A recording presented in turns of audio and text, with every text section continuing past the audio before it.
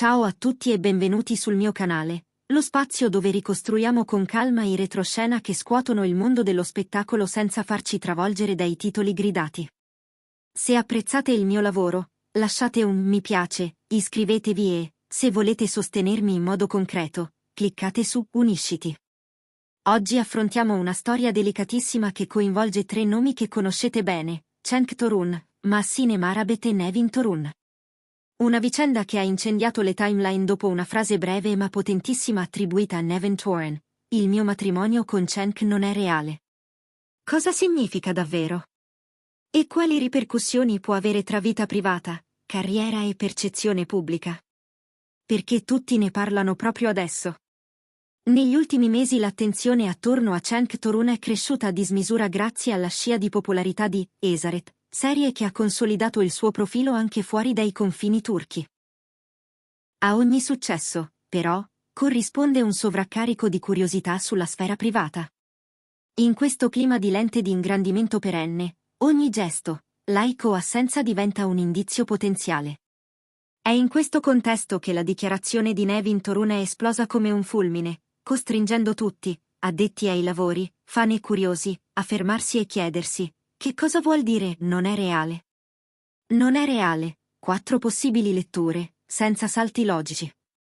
Per rispetto delle persone coinvolte, evitiamo conclusioni affrettate e analizziamo i significati plausibili di un'espressione così forte. Matrimonio solo formale, 2 persone che, pur risultando unite agli occhi della legge o dei documenti, vivono da tempo vite separate. Unione non registrata, rapporto vissuto come matrimonio, celebrato in forma privata o religiosa, ma senza un riconoscimento civile, dunque non reale sul piano giuridico. Rapporto di facciata. Un legame mantenuto in pubblico per quieto vivere o per proteggere altre fragilità, ma ormai privo di sostanza. Malinteso linguistico, parole pronunciate in un momento di stanchezza o frustrazione e interpretate in modo più drastico di come erano state pensate. Non stiamo dicendo che una di queste opzioni sia vera, stiamo mappando il campo del possibile per non cadere nelle semplificazioni che il gossip adora. La linea sottile tra privato e visibilità. Se c'è un messaggio che la frase di Nevin Torun rimette al centro è la difficoltà, per chi vive accanto a un volto noto, di gestire l'asimmetria. La persona famosa è quasi sempre raccontata da altri, il partner molto meno. Quando il partner decide di parlare, il suo punto di vista arriva come una rottura del copione. È comprensibile che il pubblico resti spiazzato, ma è altrettanto giusto riconoscere che anche il silenzio costa a chi lo tiene da tempo. Definire i confini tra ciò che va protetto e ciò che necessita di chiarimento è uno sforzo che merita ascolto, non solo titoli. Dove si colloca Mahsine Marabet in tutto questo? Il nome di Mahsine Marabet ricorre spesso nei dibattiti quando si parla di Cenk Torun. Modella e presenza amatissima, è stata protagonista di progetti che hanno alimentato entusiasmo e, inevitabilmente, speculazioni. Va detto con chiarezza: il fatto che Mahsine sia parte del discorso pubblico non significa che sia parte della dinamica dichiarata da Nevin. Mischiare piani diversi è il modo più rapido per fare confusione e trasformare persone reali in personaggi di una trama che non esiste. Qui ci occupiamo di fatti e parole. La frase riguarda il matrimonio tra Nevin Torun e Cenk Torun, tutto il resto appartiene al registro delle ipotesi, e come tale va trattato. Cronologia essenziale degli eventi: ricostruzione. Picco di attenzione su Esaret, interviste, eventi, nuove proposte. La pressione mediatica su Cenk cresce, con essa, la curiosità sulla vita domestica. Prime voci di frizione. Indiscrezioni su periodi separati, scelte di carriera divergenti, nessuna conferma ufficiale. La frase di Nevin Torun: il mio matrimonio con Cenk non è reale. Arriva improvvisa, spiazza e polarizza. Attesa della replica di Cenk Torun, al momento, posizioni prudenti, segnali misurati, nessun botta e risposta spettacolare. Questa timeline non pretende di essere completa, vuole solo mettere ordine, perché nel flusso dei social è facile perdere di vista quando e come si accendono le micce. Implicazioni legali e mediatiche: cosa può succedere adesso? Se la frase di Nevin Torun preludesse a un percorso di separazione o annullamento, si aprirebbe una stagione di atti formali, sempre più frequenti quando l'eco pubblica è alta.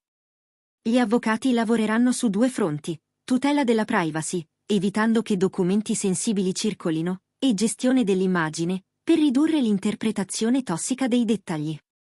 Dal punto di vista mediatico, le redazioni, soprattutto quelle meno attente, tenteranno di collegare ogni spostamento di Cenk Torun e ogni post di Massine Marabet a questa vicenda, generando cortocircuiti.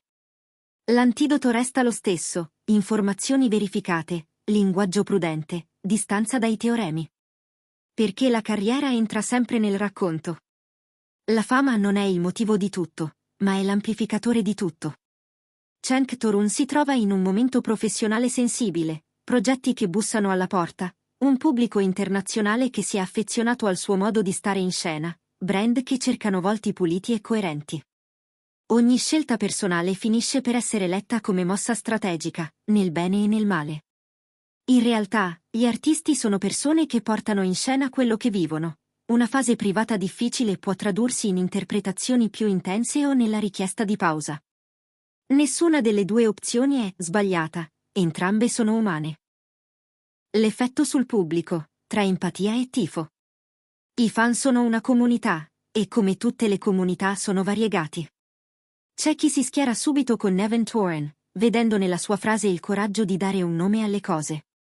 C'è chi si stringe attorno a Cenk Torun, temendo che il tritacarne mediatico gli tolga la serenità necessaria a lavorare.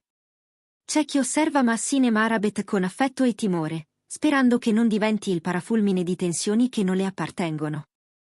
La verità è che nessuna di queste reazioni è di per sé sbagliata, a patto che resti entro i confini del rispetto. Come coprire una notizia senza trasformarla in fango. Questa è la parte che mi riguarda di più, e che riguarda anche voi come comunità. Raccontare non significa sovraccaricare. Possiamo seguire gli sviluppi, riportare eventuali comunicazioni ufficiali, fare chiarezza sul significato di termini giuridici che spesso vengono usati a sproposito. Quello che non serve è costruire trame parallele dove non ci sono fatti. Se arriveranno dichiarazioni di Cenk Torun, le ascolteremo. Se Nevin Torun vorrà dettagliare il senso della sua frase, le daremo lo spazio che merita. Se Massine Marabet verrà tirata in ballo senza motivo, lo diremo. 3 scenari realistici, non esclusivi. Chiarimento privato. La frase di Nevin apre un confronto serio lontano dai riflettori. Si trova una definizione condivisa del rapporto e si riduce il rumore pubblico. Percorso legale. Si avvia una separazione e annullamento con comunicazione essenziale e tempi tecnici. Le parti chiedono rispetto. Ricalibrazione narrativa. I protagonisti scelgono di spiegare una volta sola, con un messaggio breve, e poi tornano al lavoro, lasciando ai fatti il compito di parlare. In tutti e 3 i casi, la misura comunicativa è la chiave per non bruciare ponti e non alimentare un'attenzione malsana. Una nota su linguaggio e responsabilità. Quando usiamo parole come finto, di facciata, non reale, dobbiamo ricordare che dietro ci sono vita vera e persone vere. Chi pronuncia la frase si assume un peso, chi la rilancia deve assumersi una responsabilità. Nel mio canale, questa responsabilità significa niente insinuazioni, niente dettagli intimi inventati, nessuna caccia al colpevole. Significa anche riconoscere che la verità affettiva non sempre coincide con i tempi del pubblico. A volte serve silenzio, a volte serve una singola frase detta bene. Oggi quella frase l'ha detta Nevin Torun. Domani, forse, ascolteremo quella di Cenk Torun. E di Massine Marabet, se lo riterrà necessario. Conclusione: che cosa ci portiamo a casa? Questa storia ci ricorda che la linea tra realtà e racconto è più sottile di quanto sembri. Possiamo stare qui, in mezzo, con rispetto, senza smettere di essere curiosi, ma rifiutando di diventare giudici. A Nevin Torun va riconosciuto il diritto di definire con le sue parole ciò che ha vissuto, a Cenk Torun il diritto di elaborare e rispondere con i suoi tempi, a Massine Marabet il diritto di non essere trascinata in contese che non ha scelto. Se volete, ditemi nei commenti, che cosa significa per voi non è reale quando si parla di un rapporto messo alla prova nel tempo? Pensate che una sola frase basti a raccontare anni di vita? Leggerò le vostre riflessioni e selezionerò quelle più costruttive per il prossimo video. Se il contenuto vi è piaciuto, lasciate un mi piace, iscrivetevi e attivate la campanella. Continueremo a seguire la vicenda con attenzione, senza correre più veloci dei fatti. Grazie per essere arrivati fin qui.